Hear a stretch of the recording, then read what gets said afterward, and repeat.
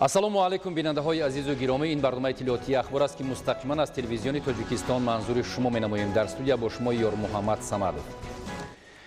имрӯз дар қасри миллат асосгузори сулҳу ваҳдати миллӣ пешвои миллат президенти ҷумҳурии Тоҷикистон муҳтарам Эмомалӣ Раҳмон ба истиқболи 29-солагии истиқлоли давлатии ҷумҳурии Тоҷикистон ба намояндагони касбу кори гуногун ки дар фаъолияти корӣ натиҷаҳои назаррас доранд мукофотҳои давлатӣ ва унвону ҷоизаҳои давлатӣ супориданд. қабл аз оғози маросими супоридани мукофотҳои давлатӣ президенти ҷумҳурии Тоҷикистон муҳтарам Эмомалӣ Раҳмон ҳозиринро ба муносибати фарорасии ҷашни 29-солагии истиқлоли давлатии ҷумҳурии Тоҷикистон самимона шодбош гуфта изҳор доштанд ки фаъолияти пурсамар ва содиқонаи фарзандони бонангу номуси миллат заҳмати созандаву бунёдкоронае ки ба нафъи ободиву пешрафти ватани маҳбубамон равона шудааст аз ҷониби давлат ҳамеша қадрдонӣ карда мешавад. сарвари давлат муҳтарам Эмомалӣ Раҳмон таъкид намуданд ки 29-солагии истиқлолияти давлатӣ бо дастоварду рӯйдодҳои муҳими таърихӣ хотирмон хоҳад буд, зеро ба истиқболи ин рӯйдоди фараҳбахш дар саросари мамлакат корҳои ободкориву созандагӣ вусъат ёфта аз пойтахти мамлакат то дуртарин гӯшаву канори он боз ҳам ороставу зебо гардида истодааст. соли 2020 новбаста аз вазъи мураккаби ҷаҳон таъсири пандемияи коронавирус ба иқтисоди миллӣ барои Тоҷикистони азизамон соли таърихӣ ва пешравӣ дар ҳамаи соҳаҳои ҳаёт аз ҷумла иқтисодиёт, иҷтимоиёт, эҳёи ҳунарҳои мардумӣ ва рушди маҳал ба шумор меравад. дигаргуниҳои кулие ки дар пойтахти кишвари азизамон шаҳри Душанбе ва дар тамоми гӯшаву канори ҷумҳурии Тоҷикистон ба миён омадаанд натиҷаи заҳмати аҳлонаи мардуми ватандӯстамон мебошад. мақомоти иҷроияи ҳокимияти давлатии шаҳру ноҳияҳо бо дастгирии соҳибкорони бонангу номус ҷиҳати омодагӣ ба таҷлили бошукӯҳи 30-солагии истиқлолияти давлатии ҷумҳурии Тоҷикистон хеле корҳои назаррасро анҷом доданд. ифтитоҳи иншооти гуногуне ки дар гӯшаву канори кишвар идома дорад гувоҳи равшани ҳиммати созандаву бунёдкоронаи шаҳрвандон бахусус соҳибкорон ва мардони бонангу номус барои фардои ободу осуда ва дастовези ҷашнии онҳо мебошад. ҳамаи ин корҳои ободониву созандагӣ самараи сулҳу ваҳдат ва тандурустиву худогоҳии халқамон ва заҳмати шабонарӯзии пешсафони арсаи меҳнат мебошад. президенти ҷумҳурии Тоҷикистон маросими имрӯзаи супоридани мукофотҳои давлатиро имконияти муносиби муаррифии дастовардҳои ҳар як мукофотгиранда ба тамоми сокинони мамлакат маънидод намуда изҳори хушҳолии худро аз дидору суҳбат бо мутахассисони касбу кори гуногун аз ҷумла омӯзгорон, табибон, кишоварзон, коргарону сохтмончиён ва соҳибкорон дар байни сарфарозшудагон таъкид доштанд. ҳамин тавр барои дастовардҳои баланди истеҳсолию соҳибкорӣ фаъолияти самаранок дар хизмати давлатӣ ва рушди илму фарҳанги мамлакат 70 нафар корманди соҳаи илму фарҳанг, тандурустӣ, истеҳсоли мол ва хизматрасониҳо, мақомоти маҳаллии ҳокимияти давлатӣ, дигар хизматчиёни давлатӣ ва соҳибкорон аз ҷониби президенти ҷумҳурии Тоҷикистон муҳтарам Эмомалӣ Раҳмон бо мукофотҳои давлатии ҷумҳурии Тоҷикистон ордени ситораи президенти Тоҷикистон дараҷаи 1, ордени шараф дараҷаи 2, медали хизмати шоиста, унвони фахрии нависандаи халқии Тоҷикистон, унвони фахрии шоири халқии Тоҷикистон, унвони фахрии ҳунарманди халқии Тоҷикистон, унвони фахрии ҳунарпешаи шоистаи Тоҷикистон, унвони фахрии корманди шоистаи Тоҷикистон, медали хизмати шоиста, ифтихорномаи ҷумҳурии Тоҷикистон, ҷоизаи давлатии ҷумҳурии Тоҷикистон ба номи Абуалӣ ибни Сино дар соҳаи илм ва техника дар соли 2020, ҷоизаи президенти ҷумҳурии Тоҷикистон дар соҳаи маориф ва ҷоизаи Исмоили Сомонӣ қадрдонӣ шуданд.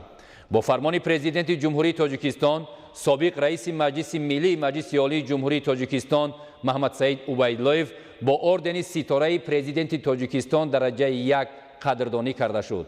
дар миёни сарфарозшудагон бо мукофотҳои давлатӣ мутахассисони касбу кори гуногун аз ҷумла адибон, омӯзгорон, табибон, аҳли фарҳангу санъат, кишоварзон, коргарону хизматчиён ва соҳибкорон буданд.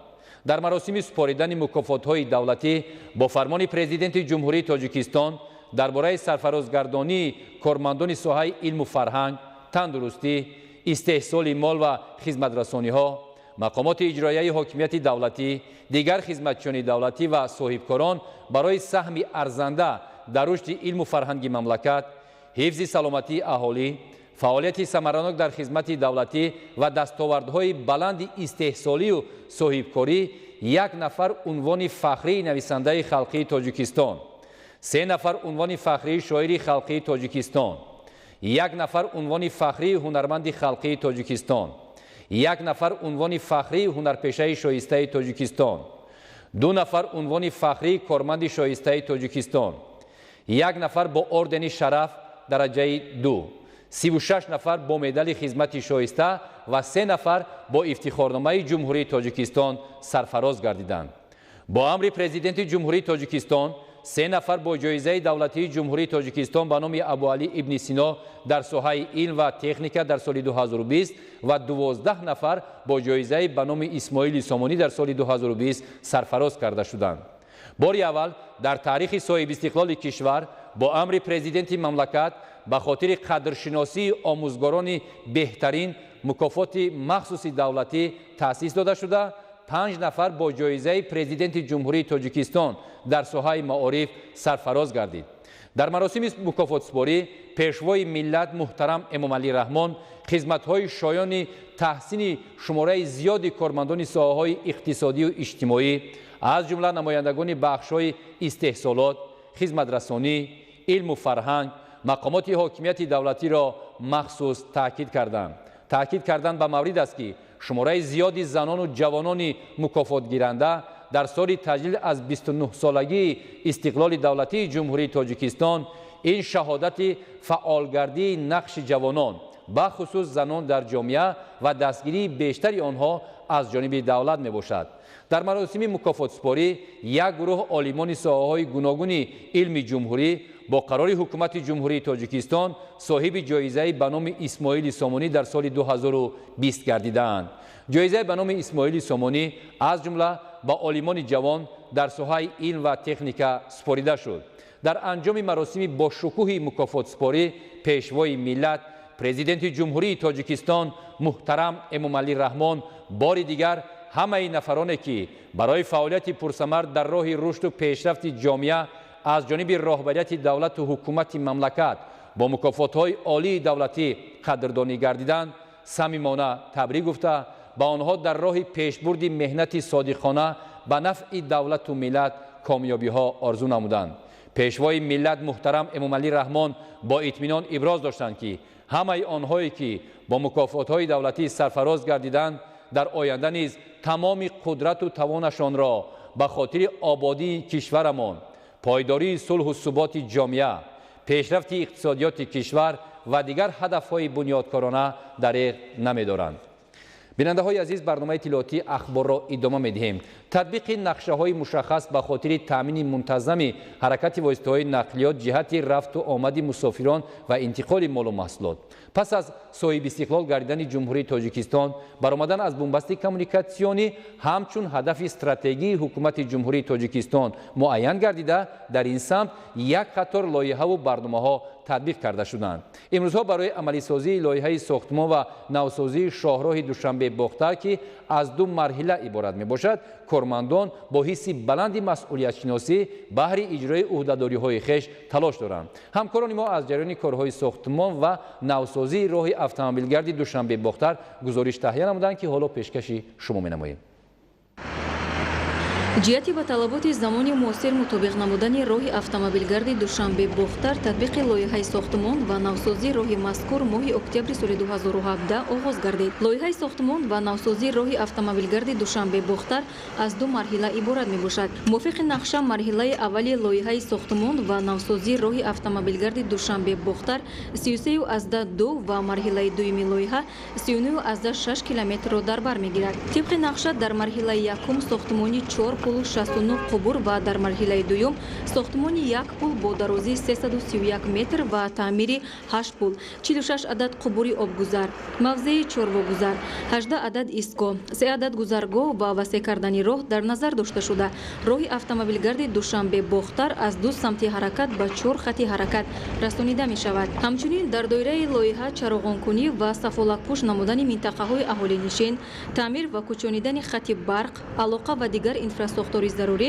дар назар дошта шудааст. мувофиқи нақшаи пешбинишуда паҳнои роҳ аз 16 то 25 метрро ташкил намуда, пас аз татбиқи лоиҳа роҳ аз категорияи сеюм ба категорияи 1Б гузаронида мешавад. имрӯзҳо кормандон дар ҳарду марҳила бо дарки баланди масъулият тавассути техникаҳои муосири соҳавӣ талош доранд ки корҳои сохтмониро вусъат бахшанд.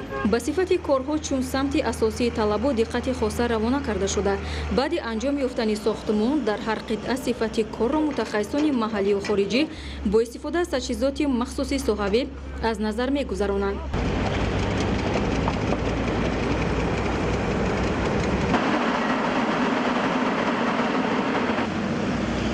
мавриди зикр аст ки лоиҳаи сохтмон ва навсозии роҳи автомобилгарди душанбе Бохтар бо саҳми ҳукумати ҷумҳурии Тоҷикистон дар якҷоягӣ бо шарикони рушд татбиқ карда мешавад. дар заминаи дастуру супоришҳои ҳукумати ҷумҳурии Тоҷикистон ҷиҳати дар иншооти таъиноти гуногуни сохташаванда ҷалби ҳарчи бештари сокинони маҳаллӣ дар татбиқи лоиҳаи сохтмон ва навсозии роҳи автомобилгарди душанбе Бохтар низ бештар сокинони маҳаллӣ ба кор ҷалб карда шудаанд.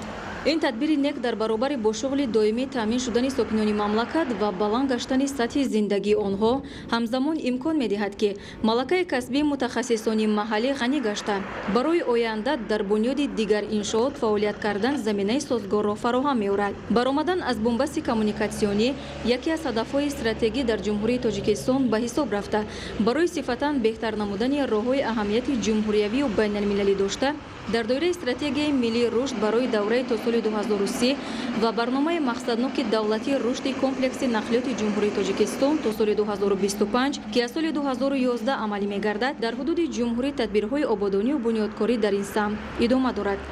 дар самти раҳоӣ аз бомбасти коммуникатсионӣ ва табдил додани Тоҷикистон ба кишвари транзитӣ дар бахши нақлиёт, сохтмон ва таҷдиди инфрасохтори нақлиётӣ, бунёди долонҳои транзитии нақлиётӣ, инкишофи таъминоти нақлиётии минтақаҳои саноатии рушди иқтисодӣ пеш аз ҳама дар доираи лоиҳаҳои сармоягузории аҳамияти давлатӣ дошта, рушди соҳаи нақлиёт ки ба ташкили ҷойҳои нави корӣ, баландбардоштани самаранокии бахшҳои иқтисодиёти миллӣ ва беҳсозии сифати зиндагии аҳолӣ равона шудааст. таъмини самаранокии кори нақлиёт ва инфрасохтори он ки ба рушди иҷтимоию иқтисодии манотиқи кишвар мусоидат мекунад, нигоҳдорӣ ва инкишофи шабакаи фурудгоҳҳои маҳаллӣ, авиатсияи хурду миёна ҷиҳати таъмини дастрасии аҳолии ҳамаи минтақаҳо бо нақлиёти ҳавоӣ, таъмини дастрасии нақлиёти ҷамъиятӣ барои шахсони маъюб, паст кардани таъсири манфии комплекси нақлиётӣ ба муҳити атроф ва саломатии инсон. талошҳои пайваста, истифодаи техникаи муосири роҳсозӣ, ҷалби мутахассисони варзидаи соҳавӣ ва иҷрои саривақтӣ дастуру супоришҳои ҳукумати ҷумҳурии Тоҷикистон ба вусъат бахшидани корҳои сохтмонӣ ва саривақт бо сифати баланд сохта ба истифода додани роҳи автомобилгарди душанбе Бохтар замина гузошта истодааст. дар шаҳри душанбе ба истиқболи ҷашни 30-солагии истиқлолияти давлатии ҷумҳурии Тоҷикистон корҳои ободонию бунёдкорӣ дар сатҳи баланд идома дорад. ҳангоми бунёди биноҳои баланд ошёнаи истиқоматӣ бо дастуру супоришҳои роҳбарияти шаҳри Душанбе санъати миллии меъморӣ васеъ истифода шуда талаботи сатҳи байналмилалии шаҳрсозӣ пурра риоя карда мешавад. гузориши Бобокалон Аминзода дар ин мавзӯъ. дар пойтахти мамлакат шаҳри Душанбе раванди бунёдкориҳо ба истиқболи 30-мин солгарди истиқлолияти давлатии ҷумҳурии Тоҷикистон дар сатҳи баланд идома дорад. дар доираи нақши генералӣ то ба имрӯз як қатор корҳои назаррас ба сомон расонида шудааст. амалии намудани нақшаҳо ба хотири фароҳам овардани шароити хуби зиндагӣ ва сокинон, ин тадбир дар шаҳри Душанбе марҳила ба марҳила ба сомон расонида мешавад. ба хотири мутобиқ сохтани намои берунаи биноҳои маъмурӣ, истиқоматӣ ва дигар иншооти ҳаёта муҳим ва чароғон намудани онҳо ба таври муосир дар ин самт то имрӯз як қатор корҳо анҷом дода шуданд. сохтмони чунин биноҳои замонавӣ дар кӯчаҳои марказии пойтахт бо нақшу нигори миллӣ вусъат дорад. гуфта мешавад дар баробари иҷрои саривақтии корҳо ба сифати сохтмон ва ҷавобгоҳ гардондани иншоот ба меъёрҳои муосири меъморӣ диққати махсус зоҳир карда мешавад. талаботи дигари шаҳрдорӣ истифодаи нақшу нигори миллӣ дар ороиши намои берунаи биноҳо мебошад ва мақсад аз ҷорӣ намудани ин низом эҳёи ҳунарҳои мардумӣ ва муаррифии бештари он ба хориҷиён аст. дар баробари рангубору ороиши намои биноҳо якбора дар раванди таҳияи лоиҳаҳо инчунин равшандиҳии намои шабонаи биноҳо ба ин нобат гирифта шуда кӯчаву хиёбонҳои шаҳри Душанбе диққатҷалбкунанда гардиданд. умуман ҳадаф ин дар роҳи расидан ба мақсадҳои пешбинишуда, яъне таъмини рушди устувори шаҳр ва дар ҳудуди он муҳайё намудани шароити мусоиди зиндагонӣ ба аҳолӣ ва симои пойтахти азизамон шаҳри Душанберо ба яке аз муосиртарин шаҳрҳо табдил додан мебошад. ҳама рӯза аз тарафи ташкилоту муассисаҳои мақомоти иҷроии ҳукумати давлатии шаҳри Душанбе ҷиҳати бозам зебову диққатҷалбкунанда намудани кӯчаву хиёбон ва гулгашту дигар мавзеъҳои фароғатии пойтахт тамоми имконотҳо истифода мегардад. бахшида ба 29 солгарди истиқлолияти ҷумҳурии Тоҷикистон дар кӯчаҳои Ҷаббор Расулов гулҳои мавсимӣ шинонда истодаем. корҳои бунёдкории обои зебодкуниро ҳамарӯза идома медиҳем. вусъати тадбирҳои ободунии созандагӣ дар шаҳри Душанбе нишони он аст ки масъулин дар самти ба як шаҳри тозаву озода ва пешрафта табдил додани пойтахти мамлакат тадбирҳои заруриро амалӣ месозанд. мавриди зикр аст ки бо дастгириҳои пайвастии мақомоти иҷроии ҳукумати давлатии шаҳри Душанбе инфраструктураи пойтахт марҳила ба марҳила такмил дода шуда бунёди гулгашту хиёбонҳо мутобиқ ба талаботи муосир гардонида мешаванд. бо вокалон Аминзода, Ҳафизуллоҳ Саъдулло, мақсади мақсад, ахбор. бо мақсади бе мушкилии сипарӣ намудани давраи тирамоҳу зимистони солҳои 2020-2021 дар маркази барқу гармидиҳии Душанбе-2 1 миллиону 300 ҳазор тонна ангишт захира карда мешавад. ҳамарӯза барои кашонидани ангишт аз конҳои захиравӣ ба анборҳои марказ 145 адад мошини боркаш сафарбар карда мешавад. Садриддини Сироҷдин дар ин хусус гузориш омода намудааст. нерӯи барқ ва гармие ки дар давраи тирамоҳу зимистон дар маркази барқу гармидиҳии Душанбе-2 истеҳсол мешавад, боиси сарфа гардидани нерӯи барқи дар нерӯҳои барқи обии мамлакат истеҳсолшаванда мегардад. албатта шаҳрвандон бо дастрасӣ ба нерӯи гармӣ ҳарорати хонаи хешро мӯътадил нигоҳ дошта аз нерӯи барқ камтар истифода мебаранд. иқтидори истеҳсолии маркази барқу гармидиҳии Душанбе-2 ба 400 мегаватт нерӯи барқ ва 235 гигакалория гармӣ баробар аст. ҳамасола барои дар давраи муайян ба кор андохтани иқтидори мавҷудаи маркази мазкур беш аз 800 ҳазор тонна ангишт захира карда мешуд. имсол чӣ? барои зимистонгузаронӣ солҳои 2020-2021 нақшаи аз тарафи ҳукумати ҷумҳурӣ тасдиқ шуда барои кашондани ангишт ки ба маркази барқу гармидиҳии шаҳри Душанбе зарурият ҳаст 1 миллиону 100 ҳазор буд. ҳамин нақша боз 200 ҳазор зиёд карда шуд. яъне имсол барои гузарондани давраи тирамоҳу зимистон дар анборҳои маркази барқу гармидиҳии Душанбе-2 1 миллиону 300 ҳазор тонна ангишт захира карда мешавад. барои кашонидани ангишт аз тарафи ширкати барқи тоҷик 145 адад мошини боркаш сафарбар карда шудааст ки ҳар кадоми он дар як рӯз 3 маротиба дар ҳаҷми аз 20 то 24 тонна ангишт аз конҳои захиравӣ ба анборҳои маркази барқу гармидиҳии Душанбе-2 интиқол медиҳанд. тибқи маълумот ҳоло дар як рӯз то 8 ҳазор тонна ангишт ба анборҳои захиравии мавзеи зиде ва анбори асосӣ ки дар шаҳри Душанбе ҷойгир аст интиқол дода мешавад. дастгоҳу таҷҳизоти маркази барқу гармидиҳии Душанбе-2 низ аз назар гузаронда шуда барои мавсими имсола пурра омода мебошанд. маркази барқи гармидиҳии шаҳри Душанбе барои мавсими зимистонгузаронии солҳои 2020-2021 аз 15 августи соли ҷорӣ омодаи кор мебошад. то ин ҷониб қариб 700 ҳазор тонна ангишт захира карда шудааст ва захиракунӣ идома дорад. дар баробари ба кор андохтани маркази барқу гармидиҳии Душанбе-2 боз даҳҳо пешравии дигари соҳаи энергетикаи мамлакатро метавон мисол овард ки бо таваҷҷӯҳ ва дастгирии ҳукумати ҷумҳурӣ ба даст омад ва омили бемушкил таъмин гардидани нерӯи барқ ба аҳолӣ шуд.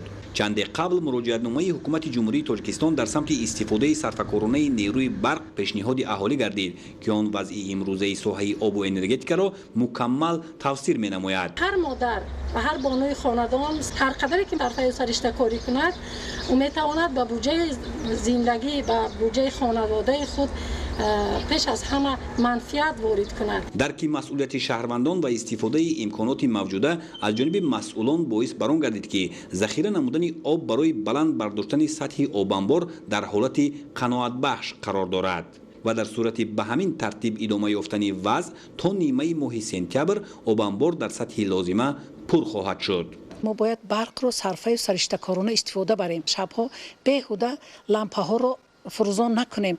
آنو چقدر که ما صرفه سرشته‌کارانه استفاده بریم همون قدر به بودجت عائله ما این یک مشکلات ما رو آسان میکند. مسئولان شرکت برق تاجیک در زمینه دستگیری‌های حکومت مملکت از تمام امکانات‌ها استفاده نموده کوشش دارند در دوره تیرماه و زمستان نیز تامینات اهالی را با نیروی برق معتدل نگاه دارند. از این لحاظ شهروندان را ضرور است وضع را درست درک نموده هر کیلووات ساعت نیروی برق را صرفه‌کارانه و مقصدناک استفاده نمایند. برنامه اخبار را ادامه می‌دهیم. آبیاری گردیدن و مورد استفاده قرار دادن صدها گکتار زمین‌های تشنه‌لب در موضع گراوتی ناحیه دوستی باعث به دست آوردن تا 40 سنتنری حاصل پخته گردیده است. در خواجگی جونتای خطلان سلسیلو امروزها جمع‌آوری حاصل فراوانی پخته توسط تکنیک‌ها جریان تازه گرفته پخته‌کاران نیت دارند که علاوه بر دورنمای معین گردیده حاصل به دست آورند. خبرنگاران ما از موفقیت پخته‌کاران ناحیه دوستی گزارش آماده کردند. امروزها جمع‌آوری حاصل فراوان پخته در میدان‌های خواجگی جونتای خطلان سلسله‌ای ناحیه دوستی ولایت خطلان با مرام ادامه داشته متخصصان و خواجگیداران از رفت جمع‌آوری حاصل با قناعتمندی حرف میزنند. با اطلاع مسئولین امسال در خواجگی مذکور در میدان بیش از 2500 گکتار نوهای رپرودوکسیونی با آب و هوای منطقه مطابق پنبه‌دانه با اصول آبیاری قطرگین کش کرده شده است که این اصول از بسیار جهت به منفعت میباشد زیرا این ترتیب کار امکان میدهد که برابر صرفه آب همچنین غذادهی و کارکرد بین قطاران نهالان پخته طبق طلبات اگرتکنیکای پرورش راهاندازی کرده می شود. قابل ذکر است که موضع گراوتی ناحیه دوستی دارای بیش از 10,000 گکتار زمین بوده با پورگی توسط پایگاه‌های آبکشی شاداب گردیده اساساً در سمت پخته‌کاری استفاده می گردد. از روی معلومات مسئولین اداره بهداشت زمین و آبیاری ناحیه با سبب کارناشایان گردیدن پایگاه‌های آبکش و نارسایی آب این زمین‌ها زیاده از 10 سال از گردش کشاورزی دور مانده بود. اکنون در دایره همکاری‌های دو جانبه میان جمهوری تاجیکستان با شریکان رشد برابر نوسازی و نصب پایگاه‌های نو این میدان‌های سالیان زیاد به کار خوابیده دوباره شاداب گردانیده شدند و چون سال‌های قبلی حاصل فراوان پخته از آن رویانیده می‌شود. تمام نسازهای منطقه گراوتی عوض کرده شد. تامین آب با اهالی چه به اهالی چه به خواجگی‌های دهقانی نقض شد. خب زمین‌هایی که بیکار خوابیده بودند به گردش کشاورزی وارد کرده شدند. علاقه تا امروز از روند جمع‌آوری حاصل متخصصان ابراز می‌نمایند که حاصل نوکی میانه از هر گکتار 30-35 سنتینر و در قطعه‌های علاهیده باشد تا 40 سنتینری را تشکیل می‌نماید. باید یادآور گردید که برابر مورد کشت و استفاده قرار دادن میدان‌های وسیع همزمان ساکنان این موضع نیز با آب پالیزی تامین گشته کار خواجگیداری را رشد بخشیده زمین‌های نزد حولگی را نیز ثمراناک استفاده می‌نمایند که مجموعاً امسال بیش از 9000 گکتار با آب تامین کرده شده است. کارخانه جونتای خطلان سلسله‌ای ناحیه دوستی با دستگاه و تجهیزات معاصر کارکرد نخ پخته مجهز بوده در آن ده‌ها نفر ساکنان محلی به کار جلب گردیده اشیای خام وارد گردیده را سری وقت کارکرد می‌نمایند. همچنین کوپراتیو تجارتی به نام اشبک ساتوروف ناحیه دوستی نیز امسال از تخمی‌های بلند حاصل استفاده کرده در 360 گکتار زمین نوع پخته خطلان 2014 و فلش را کش نموده بودند که حاصل قطعه‌ها فراوان به نظر می‌رسد. همگی زمینامون 808 گکتار است. از آن جمله 360 گکتارش پخته کردیم. 160 گکتارش ترکیه است. اگالیون من چخیل دیده استودین حاصلش نه است. رهبریت کوپراتیو تجارتی به نام اشبک ساتوروف نیت دارند که از حساب کشته‌های امسال تخمی بلند صفت گرفته ذخیره آن را با اعتماد گردانند. قابل ذکر است که امسال در ناحیه دوستی از حساب مرتب فعالیت کردن پایگاه گراوتی یک باز بیش از 500 گکتار زمین دیگری پخته زیاد کرده شد. خدایداد رجب، اسکندر سعید، ناحیه دوستی، اخبار. سال اول است که با استفاده از تجربه متخصصان فدراسیای روسیه ساکن جماعت دهات 20 سالگی استقلالیت تاجیکستان رحمانبردی علیخانوف در گرمخانه موسمی پرورش پمیدار را به راه مانده است. پیش از این حاصل مکه دان را جمع‌آوری کرده عین حال در این گرمخانه پرورش 3000 نهال دو نوع پمیدار خارجی سابینا و مگنیت را برای مانده است که آخر ماه اکتبر و اول نوامبر با جمع‌آوری حاصل شروع خواهد کرد. در حدود جماعت شهرک 20 سالگی استقلالیت تاجیکستان با مانند خواجگی دهقانی یوسف بیگ زیادند خواجگی هایی که در یک سال از یک قطعه زمین 2-3 حاصل به دست می آورند. سهامداران خواجگی دهقانی یوسف بیگ در میدان 842 گکتار کشتی تکراری گذراندند که از این 27 گکتارش را کشتی کارتوشکا تشکیل می دهد. حاضر ما در میدان های کشتی تکراریمون کشتی کارتوشکا و کشتی لوبیوگی و دیگر نمودار زراعت‌ها هم کش نمودیم. در شرکت جونتای خطلون سینسیلو با جمع‌آوری پخته توسط ماشین‌های پخته‌چینی آغاز بخشیدند. این از ثمره استقلالیت گسترش همکاری‌های تاجیکستان با دولت چین روی کار آمده است. توسط ماشین‌های پخته‌چینی جمع‌آوری کردن حاصل با سرعت و صفت بلند، کم خرج و منفعت آور بوده نتیجه دلخواه به بار می‌آورد. امروز ما در میدان 2958 گکتار در همین جماعت 20 سالگی شهرک استقلالیت جمهوری تاجیکستان کشت نمودیم. ما اولین شده اینا با ماشین‌های پخته‌چینی ما آغاز کردیم. حل مشکلات آب در موضع 20 سالگی استقلالیت توسط دستگیری شرکت جونتای خطلون سینسیلو امکان فراهم آورد که بازده زمین بلند گردد و بیشتر اشیای خام صنعتی توسط ماشین‌های پخته‌چینی جمع‌آوری شود. میدان ما زیاده از 450 گکتار زمین پخته کردگیم با تکنیک‌های پخته‌چین باید زیاده از 250 گکتار با تکنیک‌ها پخته جمع آوری میکنیم. این سال حاصل بلند را انتظار هستیم. زیاده از 40 سنتنر بالا انتظار هستیم. کشاورزان ناحیه دوستی نتیجه ها را در بخش کشاورزی باز هم افزون گردانیده سعی و تلاش دارند که در تامین امنیت آذوقه‌واری مملکت سهمی ارزنده گذاشته بر رشد صنعت زمینه مساعد فراهم آورند. برنامه اخبار رو ادامه دهیم. در دانشکده سیاحی صاحبکاری و خدمت تاجیکستان کارهای فهماندهی اوید به پیشگیری بیماری‌های سیریاتی کارهای فهماندهی گذرانیده می‌شود. گزارش همراه دولتزاده. در دانشکده سیاحی صاحبکاری و خدمت تاجیکستان کارهای فهماندهی در سمت پیشگیری بیماری‌های سیریاتی تقویت داده شده، همچنین از آموزگاران و دانشجویان رویه گیگین شخصی و جمعیتی تقاضا کرده می‌شود. در دانشکده سیاحی صاحبکاری و خدمت برای بی‌ضرر گرداندن سینفخانه‌های تعلیمی، بیناهای تعلیمی، اتاق‌های کاری تمام موادهای از جمله خلور، اسپریت بی‌ضرر گردانی در سطح ضروری برای مانده شده، چیزی که به همگان معلوم است و شما نیز دیده استودید. امروز در این سطح رهبری دانشکده و تمام زیرساخت‌های آن به این کار آماده هستند و در سطح جابجا گذاشتن دانشجویان در وابسته به بستان نیز این کار عملی کرده شده است. در دانشکده مذکور همه دانشجویان با نقاب تامین میباشند و این عمل همه روزه انجام داده می شود. حرارت هر یک دانشجو و آموزگاران و دیگر کارافتادگان پیش از وارد شدن به حدود دانشکده سنجیده شده، سپس اجازه داده می شود. از طرف فراشان مؤسسه تعلیمی بی‌ضررگردانی و تازه‌کنی از آن جمله در آشخانه عمومی نیز این کارها در صورت ضروری راه مانده شده است. در این دوره از طرف رهبری دانشکده سیاحی صاحبکاری و خدمت تاجیکستان به هر یک آموزگار با مبلغ 300 سومانی کمک رسانیده شد که در پیشبرد زندگی آنها مساعدت می‌نماید. مورد به ذکر است که از طرف دانشکده به یک چند بیمارخانه‌های شهر دوشنبه به اندازه 20,000 سومانی محصولات آذوقه‌واری کمک کرده شده است. همه استادان، کارمندان و دانشجویان با نقاب‌ها تامین میباشد. در برابر این در بنگاه طبی دانشکده موادهای دارویی، محلول‌های بی‌ضررگردانی، زیاده از 5000 نقاب یک کرته طبی و دیگر عامل‌های ضروری برای پیشگیری کردن آماده شده است. کارهای آبادانی و سازندگی در دوام سالهای جاری بر اعلی مشاهده می شود. در آینده دانشکده سیاحی صاحبکاری و خدمت برای باز هم وسیع کردن میدان تعلیمی دانشکده، ساختن بیناهای نوی تعلیمی و آباد و زیبا گرداندن گرد و اطراف دانشکده و اینچنین راهی که در دست دانشکده است، راهروی در دانشکده برای آباد و زیبا گرداندن نیز سعی کوشش دارد. در گلگشت‌های این مکان علم و معرفت زیاده از 50,000 گل‌های تیره‌ماهی و بیش از 200 بیخ درختان میوه‌دهنده شناخته شده است. راهروها باشد пурра сафолак пӯшанд. ҳамраз авлазода аҳлиддини карим, донишкадаи сайёҳӣ соҳибкорӣ ва хизмат барои барномаи ахбор. бинандаҳои азиз, шумо бо шарҳи ин ва дигар хабару гузоришҳое ки тоза ба дасти мо мерасад дар нашрҳои минбаъдаи барномаҳои ахбор ошно месозем. саломат бошед.